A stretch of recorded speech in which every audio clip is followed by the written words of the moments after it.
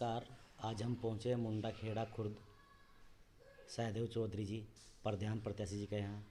जान लेते हैं प्रधान जी किन मुद्दों को लेकर चुनाव मैदान में आए हैं और किस तरह का उनको जनता का समर्थन मिल रहा है।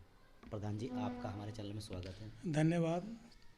प्रधान जी, जानना चाहेंगे, आप भी प्रधान पद के दावेदारी कर रहे हैं, तो किस तरह का आपको जनता का समर्थन मिल रहा है?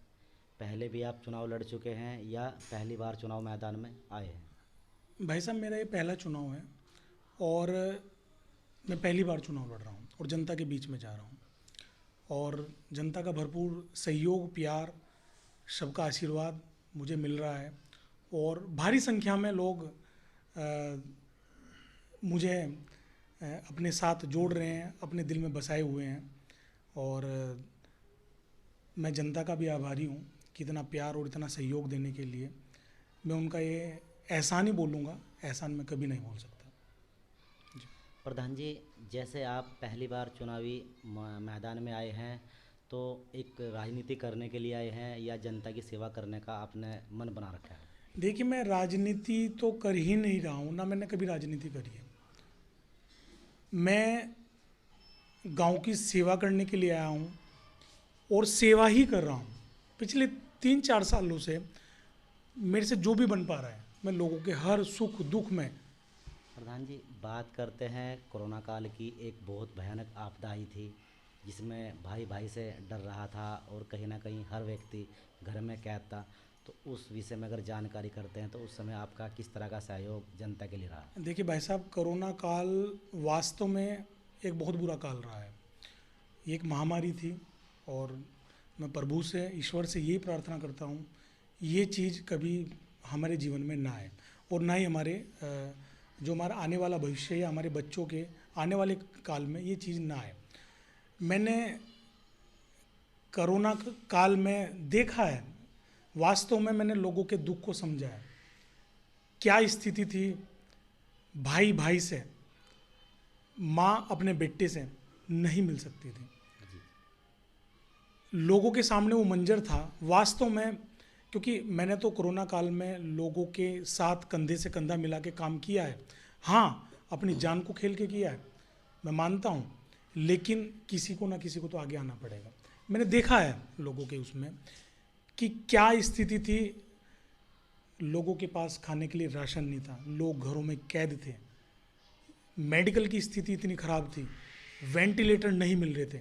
हमने पता नहीं कितने कितने लोगों को एडमिट कराया, चाहे उसमें एम्स में हो, चाहे जोली ग्रांट हिमालयन हॉस्पिटल में हो, यानी जितने भी हमारे से मदद हो पाई, चाहे मेडिकल लाइन की हिसाब से आप बात कर लो, चाहे आप लोगों के इसमें आर्थिक रूप से मेरी मदद जो भी मेरे से बन पाया हमने की है, या राशन जो लोग भूखे थे, प्यासे थे, हमने उनको एक कदम आगे बढ़कर उनका साथ दिया है।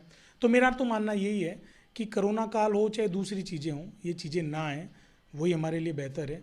लेकिन इंसान ही इंसान के काम आता है और मैं तो एक चीज़ कह सकता हूँ, मुझे नहीं पता क्या है क्या नहीं, लेकिन मैंने अपने खुद किया उस पर, क्योंकि जो मुझे मार्गदर्शन मिलता है मेरे माँ बाप से मिलता है, मेरे परिवार से मिलता है।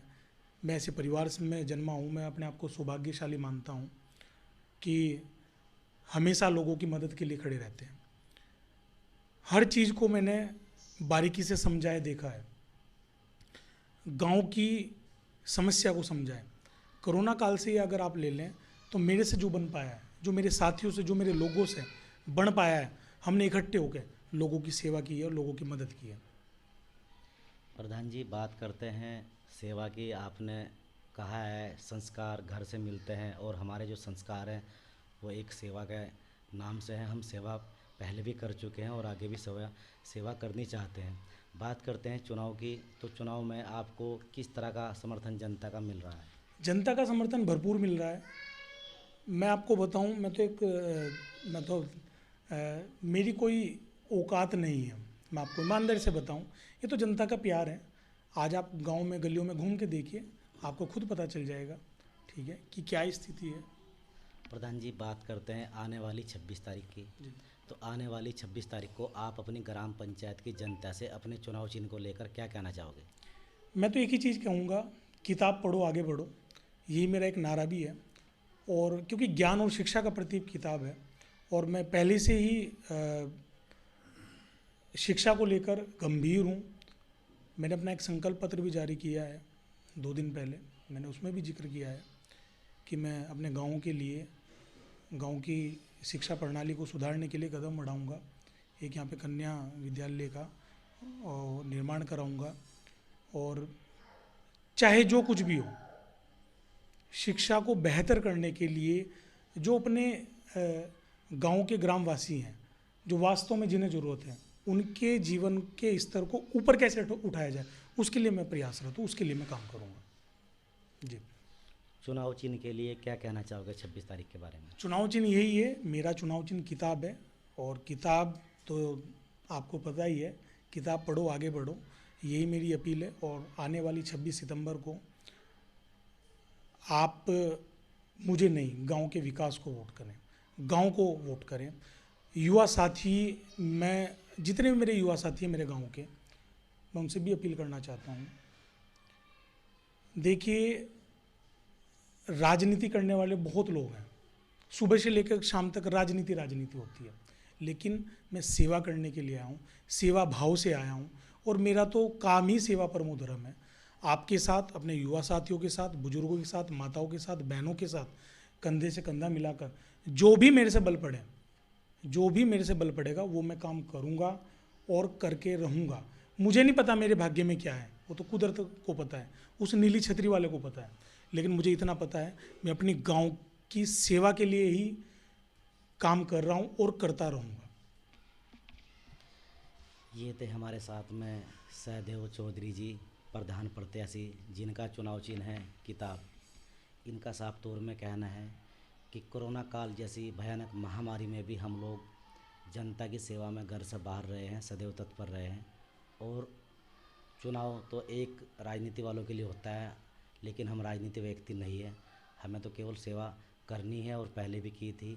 मौका मिला तो जनता को एक ऐसे उज्जवल भविष्य के लिए आकर्षित कर देंगे जहाँ पे हमारे युवा, बहन, बेटियाँ, बुजुर्ग आने वाले समय में याद रखें और कहें कि गांव में कोई प्रत्याशी आया था। थैंक यू, धन्यवाद।